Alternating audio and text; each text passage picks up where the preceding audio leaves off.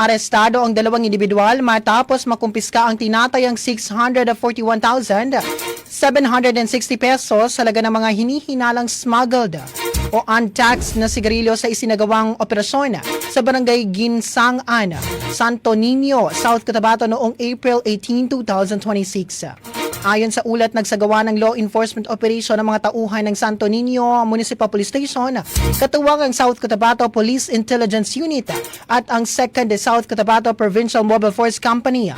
Bahagi ito ng pagpapatupad ng mga lokal na ordinansa sa ilalim ng Safer City Project.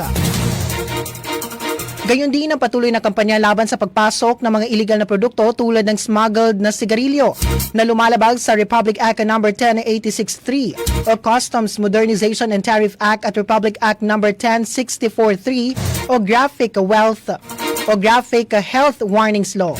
Sa gitna ng operasyon, napansin ng mga pulis ang dalawang lalaki na nagtangkang tumakas. Nang makita ng mga otoridad, agad silang sinuri at sa isinagawang inspeksyon ay natuklasan sa loob ng kanilang tinitirhan ang ilang kahon ng hinihinalang smuggled na sigarilyo na lantad na nakikita. Kinilala ang mga suspect na sa alias Sergio, 36 years old, residente ng barangay Abaga, Balooy, Lano del Norte at pansamantalang naninirahan sa barangay Poblacion, Santo Niño at alias na Boyboy, 40 years old, residente na parehong barangay. Nabigo ang dalawa na magpakita ng kaukulang dokumento o pahintulot para sa pagmamay-ari at distribusyon ng mga nasabing produkto, dahilan upang sila ay arestuhin. Nasamsam mula sa kanila ang 10 kahon ng Canon cigarettes at 5 kahon ng Fourth Menthol cigarettes na may kabuang halagang 41,760 pesos. Dinala ang mga suspek at ang mga ebidensya sa Santo Niño MPS para sa tamang dokumentasyon at pagsasampa ng kaukulang kaso.